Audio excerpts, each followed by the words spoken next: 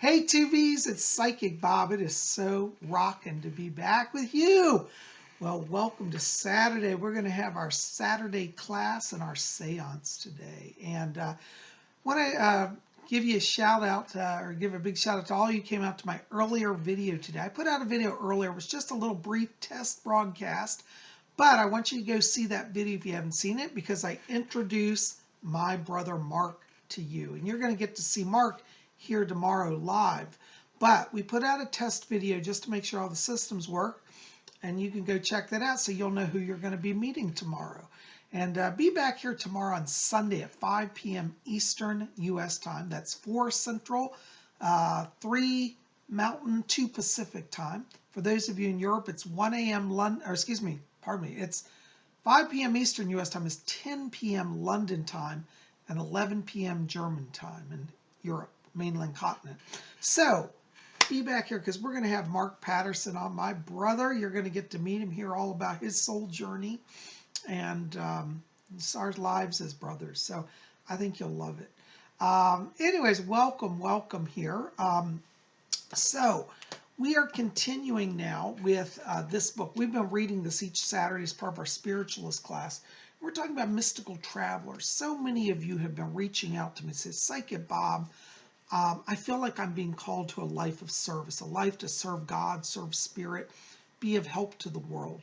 Am I a mystical traveler? And the chances most likely are, if you're getting that calling, yes. Now, not everybody's going to be a mystical traveler, and that's okay. If you're not a mystical traveler, you know, Sylvia talks about that you're a life mission entity. Just the very fact that you've come into the earth already makes you a hero. So, you know, but some of us, like myself, are called to give our whole lives to service. And, you know, I didn't take on the mantle of mystical traveler till I was 40. I started working as a psychic when I was a teenager, but it wasn't until I was 40 that I was truly ready to step into the role of a mystical traveler. So don't worry, you know, if you're like saying, gee, Bob, I'm 30, is it too late to start? I didn't start till 40. And I think Sylvia Browne, you know, who wrote this book, I don't think she started being a mystical traveler. She was like about 50. So they're different ages. There's no one age fits all, but you'll know when you get there. Anyways, we are in the chapter now called, it's chapter 6, the 8 Golden Keys of Knowledge. And last week we went through the first key of knowledge, which is the key of fortitude, about internal spiritual strength. So we're going to start today on the second key, which is mercy. So if you're following along in this book, if you have this book, we're on page 75 on the second key called mercy. So let's see what Sylvia has to say about this, and we'll talk about it, okay? So she writes, the second key is the plant from which the flowers of compassion and love bloom. Now, there are many types of love. We usually think about it as being between two romantic partners, which can be glorious, but it also spreads out to all kinds of people, places, beliefs, ideals, and purposes. In fact, the one love that sustains throughout eternity is that of God and self, followed by love of others. Mystical travelers must love Mother and Father God above all others, and with that love, everything else falls right into place. What you might not realize is that if you adore them with your whole heart and soul, then that feeling will spill over to all of their people and creatures. It's all right to look for love from others because we are social and procreating entities. But without God, it is all flat and meaningless. Now I want to pause right there because, you know, she's telling the truth. You know, when you become a mystical traveler, and that's when you say yes to the spirit, you say, I will give my whole life to your service. You know, a lot of people get scared of that and they think, oh my God, I don't know if I'm ready for that. Well, as I always say, don't enter into it lightly. But when you're being called, you're not going to have any hesitation. And, you know, in the Bible, Jesus says, love the Lord your God. He said, somebody asked him, what are the greatest of the commandments? Jesus said, really, there are 2 commandments. 1, love the Lord your God with all your heart, all your soul, and all your mind. And the second commandment, love your neighbor as yourself. you see. And we all, remember to love God, or we claim to, but how many of us really love our neighbor, But what Sylvia is saying here is that if we really follow that first principle of loving God, that connection will give us the power to love our neighbor. Somebody once said to me, they said, well, Psychic-Bob, why is God so selfish that you have to love him first? Why don't you love people and then love God? I said, you don't understand. The ability to love comes from God and is of God. And so without that power, we can't do anything. So love comes from God and is God. You love God, you're going to love your neighbor. Okay. So she goes on, she writes, it really bothers me when I hear people say, I'll die if I don't get so-and-so. This kind of sentiment is so selfish, as no one should encumber another's heart to the point that he or she rules out God. There are many love niches in the human heart, into which children, parents, significant others, and so forth are tucked. But God must be in the whole heart. So if you don't defer to our creators and truly love yourself as being created by them, then you should definitely not take on the mantle of a mystical traveler. See, so what she's saying here is that, yes, we have little places in our heart of love, but that whole heart should be infused with love of God. And if we have that, then we can extend that love everywhere, And if you're not feeling like you want to build that love with God, then you're probably not going to be able to take on the mantle of mystical traveler. All right, Sylvia writes, remember, you came into this life to give glory to God. You were made and charted your life for them. You are created to be the way you are from many lifetimes, and you are unique because there is no other entity like you anywhere in the universe. You experience for them, so your sense of self should glorify them. Again, if you cannot give everything to God, then you can't be a mystical traveler.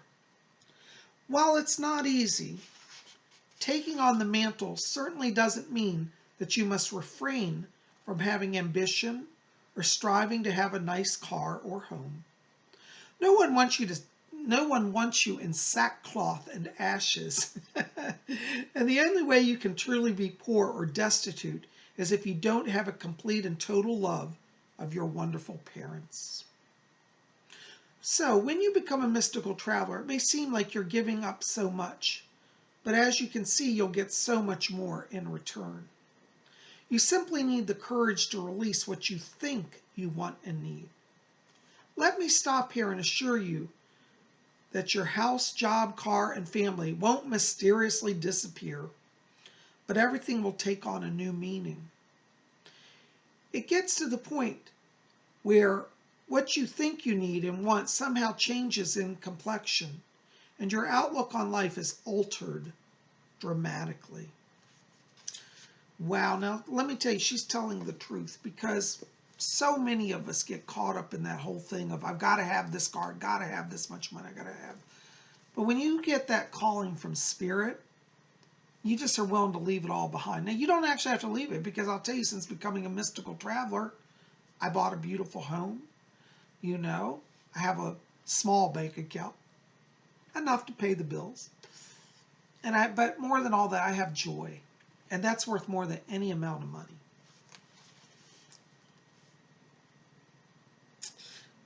She goes on, she writes, mercy and compassion come into play with all of those who are less fortunate than we are, which comprises a good portion of the world. Many special interest groups and charities spring from mercy, and mystical travelers are often in the middle of them. Countless individuals feel mercy, but they don't act upon it, whereas advanced souls do. They tend to those who need help, including the homeless and indigent, and they feel tremendous empathy while doing so. The only thing you have to be careful of here is not getting caught into the snares of people who can't be helped, for they become like parasites who feed off you emotionally, mentally, or even financially. This is enabling others to use you, which means that you're not helping them at all. But it's wonderful to work with the elderly or youth organizations, start a charity, or just contribute to a nonprofit organization that you truly believe in. You can also sponsor a little boy or girl from the Christian Children's Fund, which I've done. My sponsored child is now 10 and goes to school, and she writes me about her progress and sends me pictures. Her English is strained, but it gets better with each letter, and I love to write her back. It really does only cost pennies a day, and how it makes me feel is indescribable. It's interesting that this young lady has the same birthday, February 19th, as my psychic son, Chris, and the child he sponsors happens to be named Sylvia. So even in the smallest incidents, you can see that there are no accidents. And that is the second key of knowledge, the key of mercy. See, so I think all of us, no matter who we are, need to pause and think about, where are we doing good in the world? Are we helping? Do we give of our time? I know that, one of the reasons I love to come here to YouTube is that I know that there are people here who can't afford a private session with me, who don't have the money to buy my books, but I want to help them. And so I come here and do as much free work as I can. And that to me is a great joy. And Sylvia's right, to have compassion and mercy and love for our fellow human is the greatest of gifts. And we get so much more than we give. Do you know all of the beautiful letters that so many of you have written to me over the years? I treasure them and I save them. And they've sustained me through dark times. When my father passed away a few years ago, it was very sad for me, very, very devastating for our family. And during that time, so many of you reached out and sent me notes of encouragement and love in that dark time. And I haven't forgotten it. So I tell you, as a mystical traveler, I commit myself to going wherever Spirit calls. And one of the places Spirit has called me to is here is YouTube. You see, despite YouTube's efforts to silence me, censor me, push me off, make me leave, I'm still here. Not because of my power, but because of God's power. The Spirit has called me here and it sustains me, as it sustains so many of you. So anyways, let's all meditate today on compassion and mercy and that wonderful love of God and love of our neighbor. Anyway, wonderful spiritual things to think about. This is the book Mystical Traveler by Sylvia Browne. I am not being endorsed by Sylvia Browne Corporation nor Hay House, but I do love this book and I recommend it. Anyways, well guys, we're going to have a seance. So we're going to sit down and see what the spirit world has. So if you're in my house, I'd say pull up your chairs. We're going to have a little circle. I'm going to get the lighting set up here. I'll be with you in just one moment. All right, well, I brought the lights down. When I channel, I like to have a little softer lighting. So we got some soft lighting. I hope you can still see me and hear me. So I'm going to settle down and go into trance. Now, for those of you who are new here, this is called trance mediumship. That's spelled T-R-A-N-C, as in Charles, E, trance mediumship, or C, that way. Either way, I don't see trance, not trans, trance means that I go into altered consciousness. And when I'm in that state, spirits overshadow my consciousness and take temporary control of my body. It's not dangerous for me or scary. I have a trust of my guides. It's actually very peaceful. So I'm going to settle down and we'll see what they have for you. I'll see you when I get back.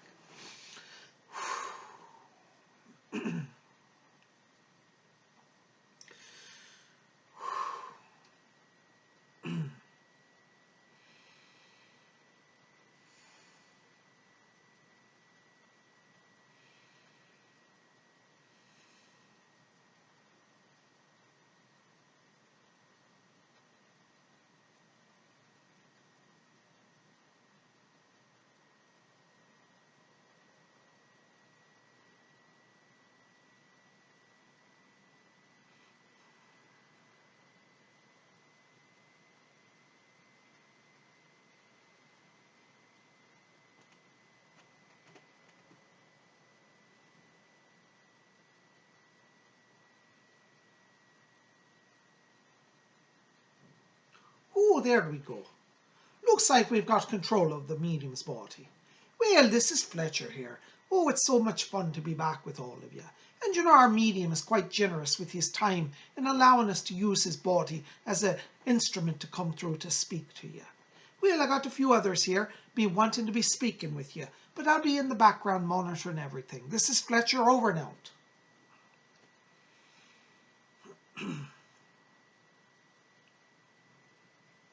Greetings to each of you. My name is Alfred. It is a wonderful experience when we of the spirit world can come and speak to you of the earth realm. Our worlds are oftentimes thought as being very far away from each other, but the truth is our world intersperses with your world. It is simply at a higher vibration. Many of you have claimed to hear spirit voices, and for those of you who are psychically sensitive, this is a true and real experience. How this occurs is that when you enter into a meditative state, you raise your internal vibration. You could think of it as a fan which oscillates. The higher the speed of the fan, the higher the wind, the higher the power. And so when you raise your interior power, your vibration is closer to our world. And this allows our frequency to intersperse in a more direct way with your energy. And thus you're able to hear us, to see us, to sense us. And when your oscillation is high enough and the timing is right, we are allowed to merge with your energy. Right now, the way you are hearing my voice is that my frequency is merging with the frequency of our medium. As he enters into a trance state, his vibration is increased. We slightly lower our frequency as he rises his, and the merging of the both allow us to take temporary control over his apparatus. It is not a case of possession. We do not dominate and take over his body, but we use our subtle etheric influence to stimulate the brain and nervous system of the body, that we may manipulate and control the muscle structure, the nerves, and the vocal cords. And so we are able to be here with you. There are some of you who have been feeling presences around you as if they wish to speak through you. Do not be afraid. If your guide is of a high frequency, the transmission will be quite painless. In fact, you may not even know that it's occurring. When our medium here first went into trance states, he's told us that he said he was not even aware that we were speaking through him. And such it is because he is in a relaxed state. In his experience, he's resting and relaxing. He is not consciously aware of us taking control. And when he returns, he will feel refreshed and renewed, for it is not his power that generates the communication, but our power. And if you are seeking a communion of such sorts with the spirit world, understand that your power must be lessened that our power might increase. And if you will work within those parameters, you shall be able to channel and receive communications, as well as spare your physical body strain. Now, it is true that when spirits come through in the physical body, we must be mindful of the human body's nervous system, for we are adding, in a sense, more electrical current to the vibration. And, fortunately, Fletcher monitors this frequency in order that we do not overtax or strain it. There are mediums who, through their zealousness and desire to communicate with the spirit world, have created damage to their bodies by allowing spirit influence to overtake them to a degree more than they can handle. It is unfortunate, and we must be honest, that in some cases in the spirit world, there are spirits who have a lower vibration, who seek to have greater influence than they ought to over a medium.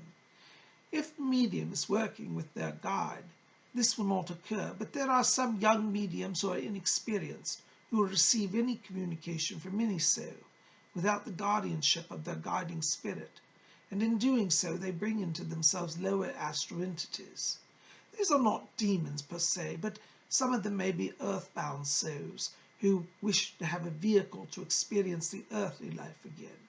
And unfortunately, some young mediums are prey to spirit control, a type that is almost similar to a possession. Not exactly a full possession, but definitely a control that harnesses energy that it would be better left to the medium's body for sustaining itself.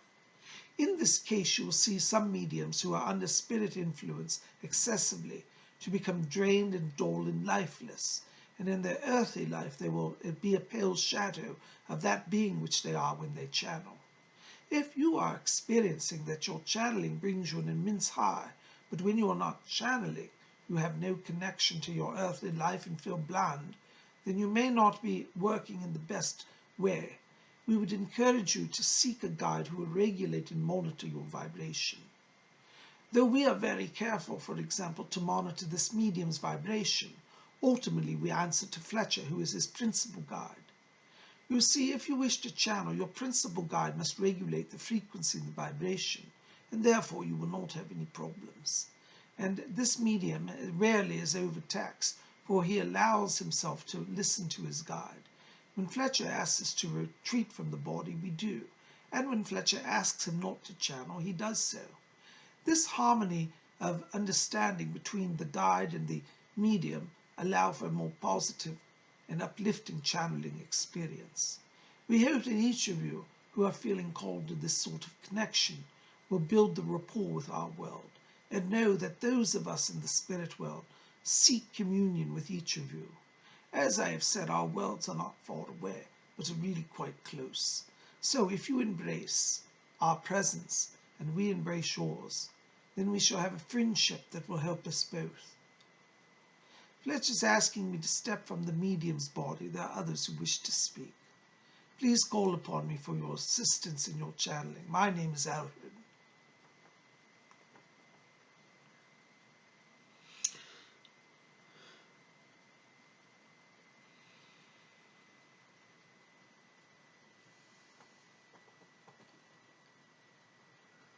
Greetings, my dears. This is Rose. Oh, my dear. You know, when I get the opportunity to listen to Alfred, I tell you, I learn so very much. The wonderful thing about life in the spirit world is that you never stop your learning process. Learning goes on and on. Some of you on earth are bookworms. You know that term, bookworm. You love to have your nose in a book and you devour a book like a moth or a worm. Not a bad thing, you know. More humans need to study and to learn.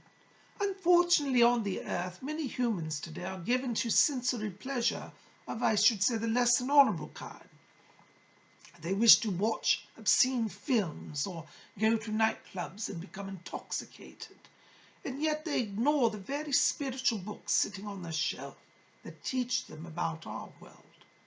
It is not that humans should not enjoy their earthly life and have fun, but unfortunately today many humans have forsaken the spirit world.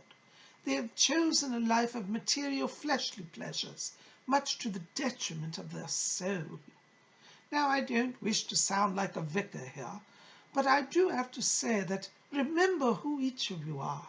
You are spirit beings who have come from heaven.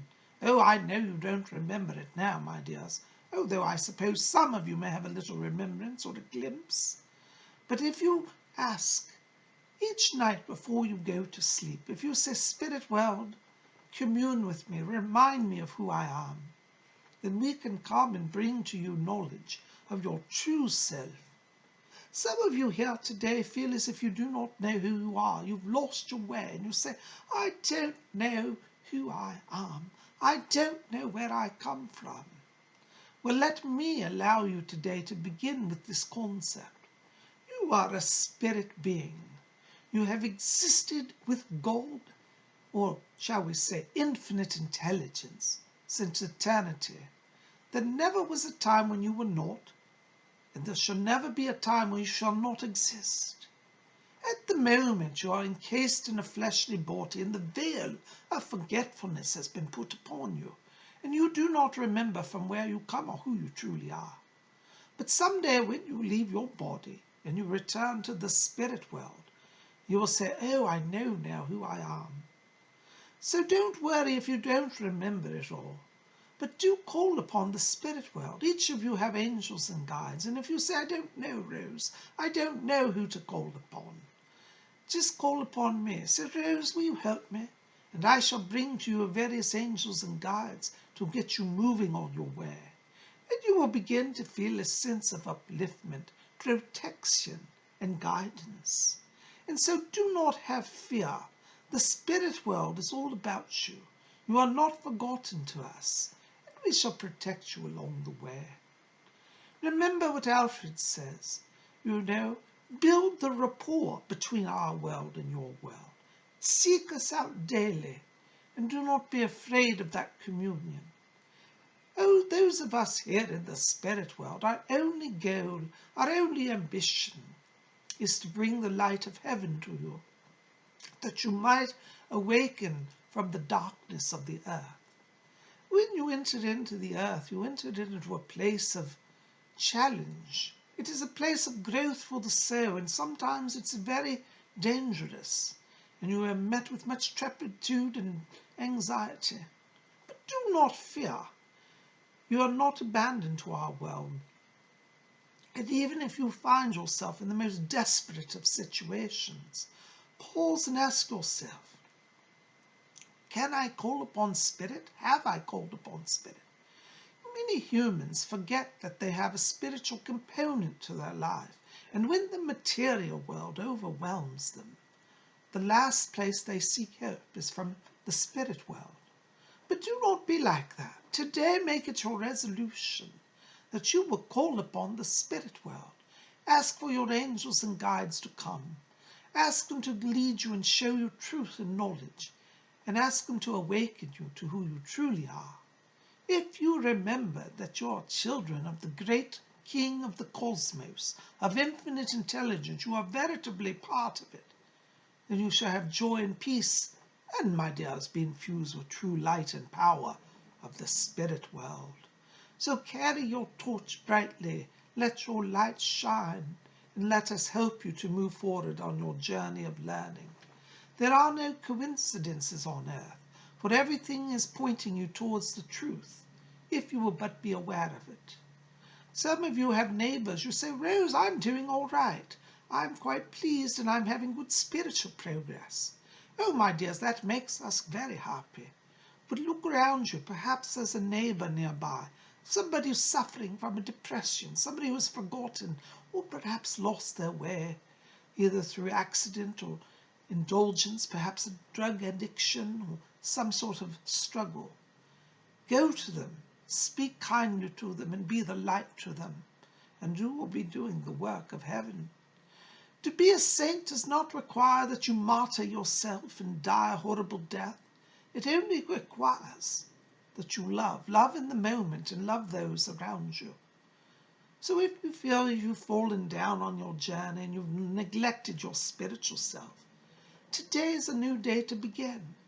And know that those of us who come from the spirit world are here to help you.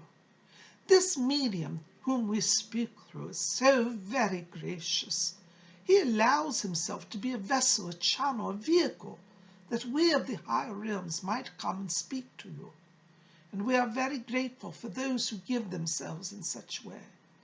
And so you too, some of you, know that you're being called to be a vessel, a channel for the spirit.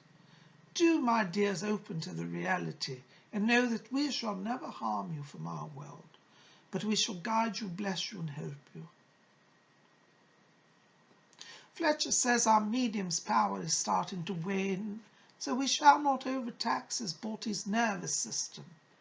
But, my dears, please remember that today is a new day. Forget the past. You have to let it go. All you have is now. Let now be the day to choose love, to choose connection with our world. Do call upon us. We're all here to help you. The angels, the guides, the saints, we're all one glorious family here in the light, and we extend that light to each of you. The power is starting to fade, and I feel myself fading along with it. But I do thank you for allowing me to be here today. And do remember me. My name is Rose. Call upon me. Thank you.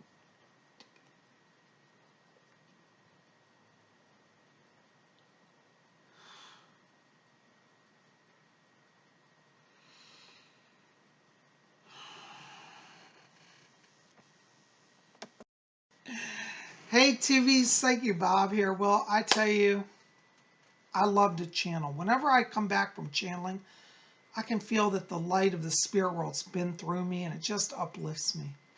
If you want some spiritual upliftment and you've enjoyed today's seance, you might want to check out some of my books over at my website at PsychicBob.com. One of my books here, I don't know if you can see it, Messages from Rose. It's about my work with my spirit guide Rose and my early days as a psychic. A lot of fun, this book. So check that out at PsychicBob.com. Also, we got Ouija Mysteries, the Spirit Board Seances. Check that out. Psychic Bob's Book of Spells. Got to see that. Psychic Bob's Book of Wiccan Wisdom. All of that and more over at PsychicBob.com. When you get over there at the top, you'll see tabs. One says bookstore. Just click on that and you can get to my books. Guys, thanks for being here. Listen, I got to remind you, be back here tomorrow. Tomorrow, 5 p.m., we're going to have a live interview with my brother, Mark Patterson. You got to see it. I'm going to be doing live psychic readings. By the way, today's the last day to pick up this print. This is my recent artwork called 1985.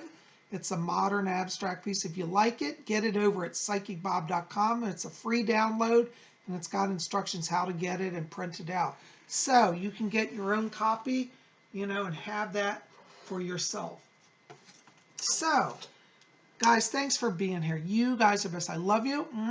Be back here tomorrow, 5 p.m. Eastern U.S. time for a live broadcast. That's 5 Eastern, 4 Central, 3 Mountain, 2 Pacific, 1 a.m. London time, 10 p.m., 10 p.m. tomorrow night London time, 11 p.m. Germany time or Eastern Europe. So you guys are best. We'll see you back here tomorrow for that wonderful interview with Mark, and I'm looking forward to it. Thanks for being here. Make sure, please help me out. Thumbs up this video, like it, favorite it, share it with your friends, and hit subscribe. Be part of our channel. We'd love you to be here. All right, we'll see you tomorrow for the interview. Till then, may all of you always blessed be.